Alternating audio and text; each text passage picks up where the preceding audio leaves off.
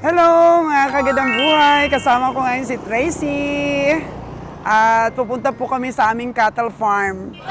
Iwanan po muna namin ang aming store. At kami po ay maglalakad papunta po sa aming cattle farm mga kagandang buhay. At marami pong nagre-request na ma-focus natin yung isa nating bull doon. Yung malapit nang sumampa po na bull natin mga kagandang buhay.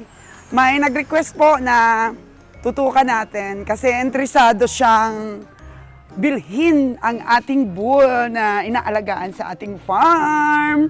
Kaya walking distance lamang po dito sa bahay. Samahan niyo po kami ni Tracy para po mag-burn ng taba. Lakad-lakad kami, dalawa. So, magandang source of exercise, di ba? Lakad-lakad kami. Hindi namin dinala si Rohem kasi nauuso ngayon yung dengue. Kaya kahit mataba ang bata na yon, sakitin. Kaya kami lang pong dalawa ni Tracy ngayon maglakad-lakad. Kaya at samahan niyo po kami mga kagandang buhay, mag-burn po tayo ng taba. Papunta po sa ating baka para maano natin, ma-feature ng mabuti, magustuhan ng ating buyer. Come on, everybody! True magandang buhay!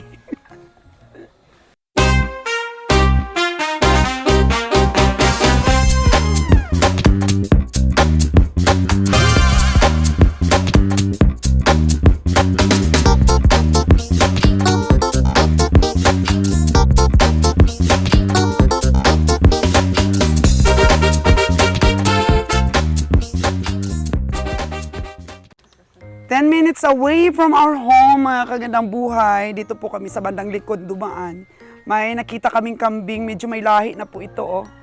Meron na rin palang nag-aalaga dito sa aming likod ng kambing. Ayan.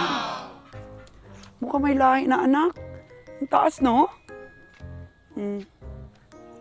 May nagfa-farm na pala dito, oh. Kaya kung makita nila yung ano natin, mga project natin gagawin dito sa Nabas, mako-convince natin yung ibang mga tao na animal lover din. No, farming is the best. Kaya marami tayong ma-inspire. Kasi yun nga, nagpagawa kami ng babuyan. And the next project namin, kapag nag-successful yung babuyan natin, manukan naman po ang adventure natin. So tuloy-tuloy na po yan. Kasi sabi ng incheck, mga kagandang buhay, pagka isa ka pong negosyante, mga anak ka ng marami. So 5 po sila. Plus 5 pag nag-asawa. O diba? Magiging 10 na yung anak ko. Kaya tama talaga yung incheck. Kasi kung kunti lang yung anak mo, tapos negosyante ka, wala kang mapamamanahan ng iyong abilidad. Kaya sa mga ano dyan, sa mga mag-asawa dyan, anak marami. 5 po. Ideal na po yan para sa isang negosyante. Kasi 2, kunti lang yan. 3, kunti lang. 5 po, mga kagandang buhay, kung kaya lang rin. Maganda po, sa ano lang po, sa maliliit pa lang mga bata. Medyo mahirap-hirap. Pero pag lumaki na po sila, doon nyo po maaani yung saya. Kasi, ano pala, pag mag-edad ka na ng 40 pataas, nai-enjoy mo na yung mga anak mo. Yung naipapasa mo na sa kanila yung iba ba na mga dati ikaw gumagawa. Kagaya niya, naipasa ko na sa kanila. Sila na yung nagbabayad sa BIR. Sila na yung naglalakad ng mga SSS PhilHealth Pag-ibig ng store. Dati sa akin yan. Pero nagbabawas na ba yung trabaho natin? Hanggang ano po, mga kagandang buhay. Hanggang maipapasa na natin sa kanilang lahat. Tapos, pag senior na tayo, ayahin na po ang buhay natin. Okay na. Diba? Kaya, tama talaga yung sabi ng incheck. Anak marami pag isa kang negosyante. Malapit na po ang farm namin. 15 minutes to 20 minutes na lakarin. Kasi sexy naman po kami maglakad ni Tracy. Lalo na po pag inaaw-aw kami ng ng mga aso sa daan.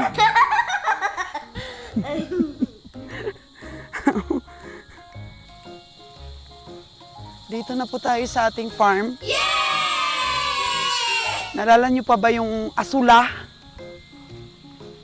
Kasi nag-finance ako dito kay Ron ng asula, mga kaganang buhay. Yan. Para po medyo makatipid siya sa pagkain ng kanyang mga itik. Tingnan natin. Uy! Mga kagandang buhay, yung asula ni Ron. Tumubo na. Actually, humingi siya ng pera sa akin. Pinanggawa nitong asulahan niya. So, take a closer look. Mga kagandang buhay sa asula po ni Ron. Actually, naka-harvest na po siya dito. Ayan. Oh, good source of protein po. Makakatipid siya sa feed sa sa mga itik niya. Ayan oh. Medyo malaki-laki po ito. Naka-harvest daw siya ng kalahating sako nung nakarang araw. Hello, Marjorie! Come here! Halika dito. Si Marjorie po, anak po ni Jojo, yung caretaker po natin dito. So, ito po, mga kagandang buhay, ang asula na pwede pong alternatibo sa ating pakain sa sa ating mga itik. Hello, halika. Oh, inaalagaan mo ito? Ha? Oh, nami oh. Oh. Yan. So, pwede po itong medyo ibilad ng konti. Yun ang nakikita kong ginagawa ni Ron. Binibilad ba, pinapatuyo ng konti, tapos hinahaluan niya ng feeds. Maganda po talagang alternatibo ito sa pakain natin sa ating mga bibi. So, ito lang po, pinagawa niya. Dalawang ganito, tsaka ito pa po yung isa. Actually, magdadagdag pa daw siya eh. O, ipon-ipon muna. Yan. Ipon-ipon po muna ng pera. No, Bino? O, tingin ka sa camera, be. Ayun. Hello! O, model po ng ating asulahan. So, medyo hindi makapal. Take a closer look, Trace. Medyo hindi po makapal ito, mga kagandang buhay, because kaka-harvest lang po nito ni Ron. Tapos ito, 3 araw, ganito nakaulit karami. Pero nung hinarvest niya ito, medyo dikit-dikit talaga po, mga kagandang buhay. Medyo makapal-kapal po nung hinarvest niya. Tapos 3 days pa lang, ayan ako, ang bilis. Ang bilis po talagang tumubo ito. So, alam nyo, bakit mabilis itong tumubo? Yung mga taiba ng yung mga dumi ng baka, nilagay po dito sa ilalim. So, siyempre, yun po ang nagsisilbing vitamins. May pakinabang din po ang mga dumi ng baka na atin pong iniipon, tapos pinapatuyo. So, mga kagandang buhay, ang mga mais po namin, gusto ko pong ipakita sa inyo. Dahil hindi po kami gumamit ng fertilizer, mga lamang po, mga dumi ng baka. Kasi wala naman po problema dahil hindi naman po pangkain namin. So, kahit hindi masyadong maganda ang bunga, basta hindi po kami nalakihan ng expenses. Dahil po yung abono na ginawa namin ay, yun, dumi lang po ng baka. Halip po kayo, tingnan natin. Sa aking likuran po, natatanaw natin ang mga mais. At tutukan natin sila mamaya kung pwede na natin silang i-harvest para gawing silage. Pero by next time, ang mga kagandang buhay, hindi na po ako magtatanim ng mais, kundi lahat po ito ay taniman na namin ng napier para hindi na masyadong matrabaho. Kasi nga, medyo ang mais, maraming peste po, maraming uod, tapos nangangailangan talaga ng extra care. Pero pagka, napier, abono na lang po ang gawin natin. So, dito na tayo sa ating mga baka. Ayan na. Medyo lumaki na yung ating mga maliliit na baka. Yung mga anak po ng ating mga inahin na hindi natin pinakatay. Ito sila! Oh. Araw-araw po nangungumpay si Jojo at saka si Jason para po dito sa ating mga baka. kung darating po ang araw, dahil balak naman po natin talaga na mag-fattening dito, of course, marami na po akong rirentahan ng mga lupa para mataniman natin ng napier. Dito po tayo una na magtatanim, pagkatapos po ng harvest ng ating mga mais, taniman na natin ng napier ito, and then hanap pa tayo ng ibang mga location. So ito, ang ating baka, yung mga maliliit nating baka dito, medyo lumaki-laki na. Pero siguro, mga kagandang buhay, kailangan pa talaga itong purgahin ulit. Yan. Kasi ang pagpupurga naman po, mga kagandang buhay, every 3 months or every 2 months, depende po kay Ron. Yan, kakakain lang nila. Lumaki na talaga sila. Yung last natin sila na feature, medyo maliit pa po sila. Ngayon po, kasi hindi na sila dumidede sa nanay nila. Maaga po silang winalay para po mapataba natin ang ating mga baka at madala na sa slaughterhouse. At tutukan natin mga kagandang buhay yung bull na yon na talagang inaasa atin na maipakita ulit dito po sa ating mga vlogs. Come on! Ay, ito po, yung ating bull. So, ayan po siya, number 8266. Ang bull natin. Medyo malaki-laki na siya. Yan, sa tinga pa lang po, panalo ka na. Yan, ang breed ng ating bull. Medyo malaki na po talaga siya. Yan, at ito yung kinakain nila. Yung mga damo-damo lang na nakuha nila, Jojo. Yan. So, maya-maya, pa-harvest na natin yung mga mais natin paunti-unti. Pa-shredder natin para pakainin sa kanila ng fresh yung iba. Yan. Unti-unti lang muna yung pag-harvest natin ng mais para ipakain po sa kanila mga kagandang buhay. Ito dito sa likod ko, ito po yung mga inahin na pinapataba natin. Yung mga anak po nila, doon na kanina yung malalaki. Para po pakatay na natin ito. Yan. Kasi medyo may katandaan na rin eh. Yung mga baka natin. Tingnan mo oh. Magaganda na rin po ito, mga kagandang buhay, oh, yung mga tinga nila, tingnan mo. Ma-upgraded na rin po itong mga inahin na to. Pero, kailangan pa pong mapurga ulit. Kasi kakawalay lang po ng mga anak nila, mataas. Actually po, mataas tong baka nito. Yan o. Kailangan lang talaga mapa-inject natin sila ng vitamins para bilis silang magkalaman. Inject natin sila, mga kagandang buhay. At ito naman po si Red Cindy. Ayan na po, oh. Ganda na pa ni Red Cindy, oh. Pwede pong, ano? Red Allen? Red Sydney daw. Halika dito. Si Red Sydney daw, sabi ng bata na to. Oh, Red Cindy kasi sabi ko sa, Red Sydney? Oh, di ba? Oh, babay ka muna sa ating mga viewers, oh. Marunong ka ba mag-alaga ng baka? Ha? Oh. Ayan, si Red Cindy daw ito. Itong batang ito, 3 years old pa lang eh. 3 years old pa lang to, pero kasama-kasama na ng tatay niya mag-alaga ng mga baka. Ayan po siya, mga kagandang buhay. Tapos ito siguro by, ano ba natin yan ipakatay? Ano ngayon? July, August, September, October. Mga October, pwede na yan. Yung mga baka dyan na yung patabain natin. Pero ito po talaga yung bull. Mga kagandang buhay, tutukan natin. Oh, ayan siya, mga kagandang buhay.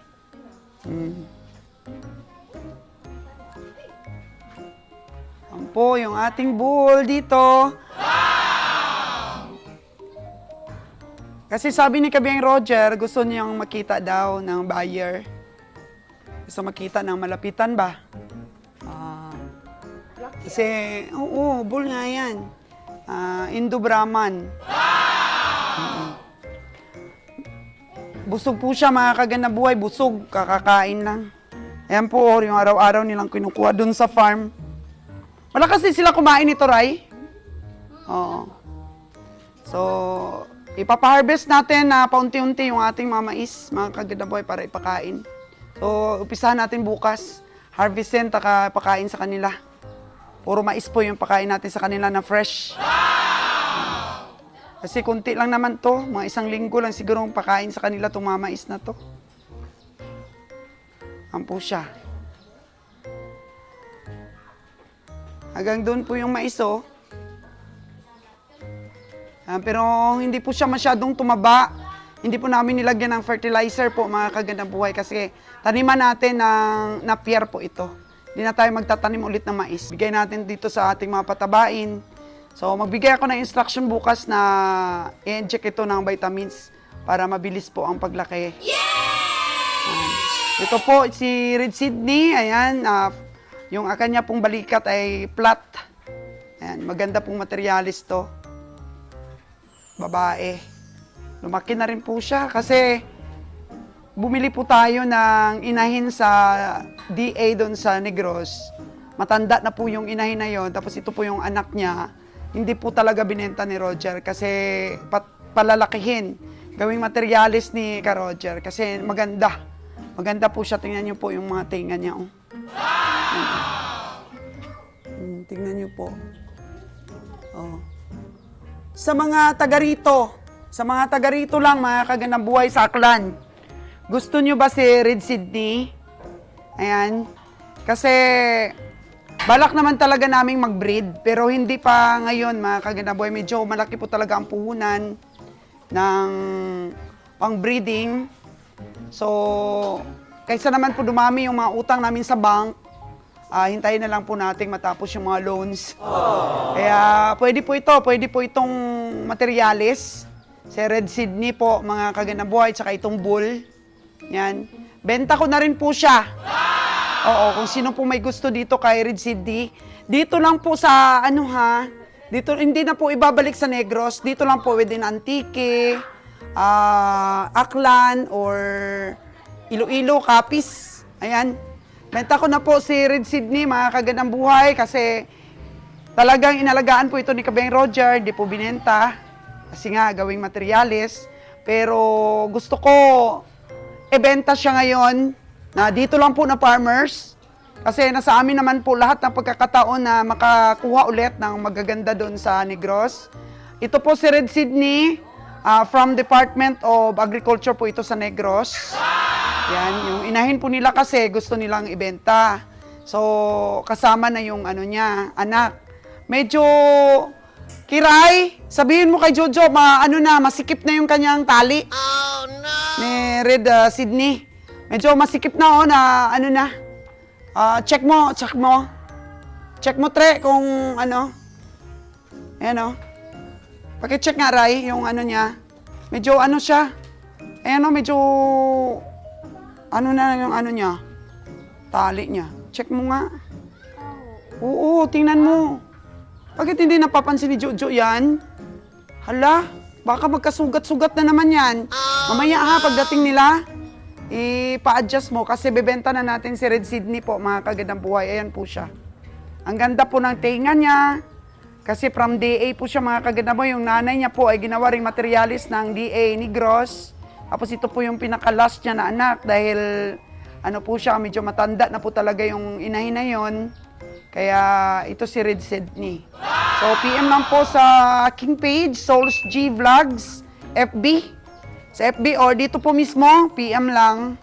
O mas maganda po para makipag-chat ako sa inyo sa Souls G Vlogs. Kasi po yung FB namin na Souls Gandang Buhay, nahack po yun, mga kagandang buhay, hindi na namin ma-open. So gumawa na lang kami ng isa pang account, ang Souls G Vlogs. Doon po kayo pwedeng mag-message sa akin or Roger Solteda po na FB. Message po kayo kung magkano po ito si Red Sydney dahil siyempre si Kabeng Roger naman ang nagpipresyo. Pero for benta na po ito siya. Maganda na po ito siya, mga kagandang buhay, yearlings. Siguro na to, mahigit na siya 1 taon. Or wala pa. Basta wala pa siguro, baka baka mga 7 months pa lang to. O kasi maliit pa siya dito napunta. Di ba, Ray? Maliit pa siya dito napunta. Mga 6 to 7 months pa lang pala ito, mga kagandang buhay. Pero tingnan nyo po yung kanyang katawan. Ang liit pa po talaga ito pag dating niya dito. Pwede nyo pong ma-review sa aming mga vlogs na feature natin ito. Si Red Sydney. Oo, kasi balak ko po, mga kagandang buhay, magpatining na talaga kami. Magfattening na. So, lagyan ko po ito ng septic tank. Siguro, Ray, pwede dito? Or may mga ugat-ugat ng kahoy? Maraming ugat, no? Saan mo gustong tayo? Dito na lang? Dito na lang? Septic tank po, mga kagandang buhay, paggawa kami. Oo, para hindi po kami bumaho dito. Ayan, gawa tayo ng 3 chamber ulit dito. Yan na po yung mga anak ng dalawa po natin na na inahin na pinapataba. Ito po si si Bless. Nabigay na po natin ito kay Engineer at saka kay Tracy. Pagka napagkasunduan po nila na, tawag doon, mamanhikan, patayin po namin si Bless. Kaya, kung may 1 taon pa bago mamanhikan, lalaki-laki pa si Bless, no? Pero ngayon, pwede na siyang panglitson. Pwede ng panglitson talaga, sabi ni Kiray po, no? Asawa ni Jojo. Tapos si Bless. Ito po yung ano po ni Bless na to, native na native. So, di po tayo magbenta dito ng mga baka na native talaga. Oo. Basta yun po ang ating bull, na magandang bull. Ayan, no, sa forma pa lang. Ganda ni bull, no? 8266. So, ayan po, sir. Po yung bull natin. Ewan ko lang kung nakapag-decide na siya na bilhin, basta gusto lang niya talagang ma-vlogs natin ulit. Itsura ni Bull, oh. Ganda, no? Ni Red Sydney. Sa mga tenga pa lang po. Yan, for sale po siya. Malay mo, may nanonood sa akin na mga taga-antike. Basta paluwagan namin yung tali, mukhang dumaki na kasi siya, hindi napansin ni Jojo ito. Oo. So, tingnan ko nga yung perna ni Red Cindy para makita talaga. Dito po, tutukan natin si Red Sydney. Ayan, napakaganda ng perna niya. Lapit ka, Tre. Napakalaki po ng pek-pek niya. Yan po yung mga qualification na maganda pong gawing inahin.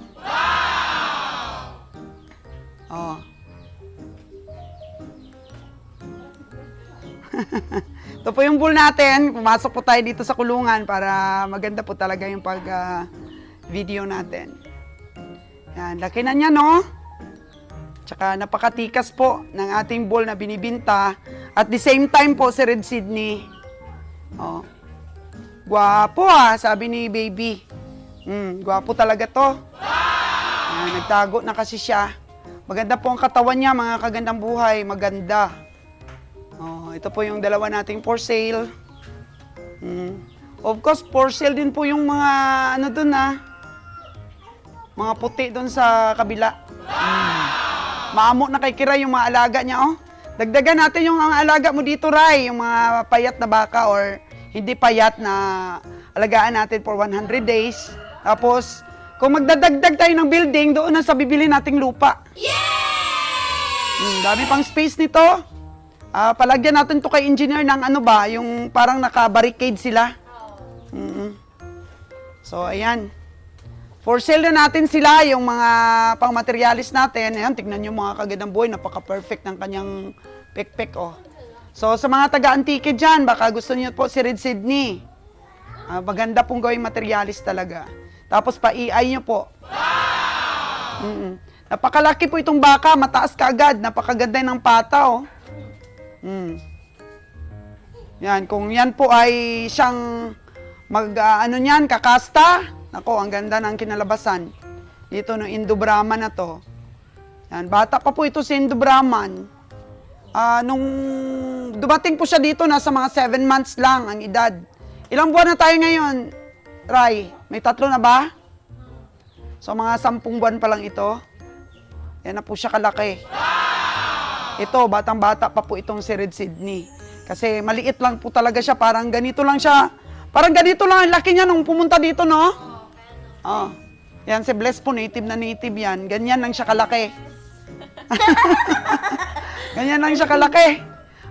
Trace, masasabi mo, nakalaan na yan kay engineer. Isot pa? Maliit pa. So may time pa na, patagal-tagalin natin yung pamanhikan nyo. Ayan po, nagawa na po yan ng ating engineer dito. Yan, tinapos niya talaga. Ayan. Master welder yun So, yun lamang po mga kagandang buhay ang ating pag-feature. Dito po sa bull natin na bibenta natin. Oh, sir, maganda ba? Ayan po, ang kapal-kapal po ni Bull. Kaya, I think 100,000 po. 100,000 po yung kanyang ano nito, price. Nung dumating po siya dito from Batangas, mga kagandang buhay, ang price nito nung ano niya, kasabayan, kasi dalawa itong in-order ng farmers. Kinuha niya yung isa kasi sabi niya nagkamali daw siya ng order. Dapat hindi daw dalawang bull yung in-order niya, dapat babae yung isa. So, inayawan niya po yung isa, dinala natin dito actually, yung na-deliver natin sa kanya from farm doon po sa Batangas, 100K na kaagad ang presyo nito. Tapos inalagaan namin, 100K pa rin po, ganito na siya kalaki. Napakamura na po ito, plus pamasahe po. Yan, plus pamasahe. So, yan si Red Cindy, kung sino naman po ang interesado niyan, just PMA, Sol's Chi Vlogs, FB page or Roger Solteda po na account. Tapos screenshot nyo lang po. Tapos tanungin lang po si Kabeng Roger kung magkano ang presyo. Napakaganda pong baka ito. From Department of Agriculture. Ayan po silang dalawa.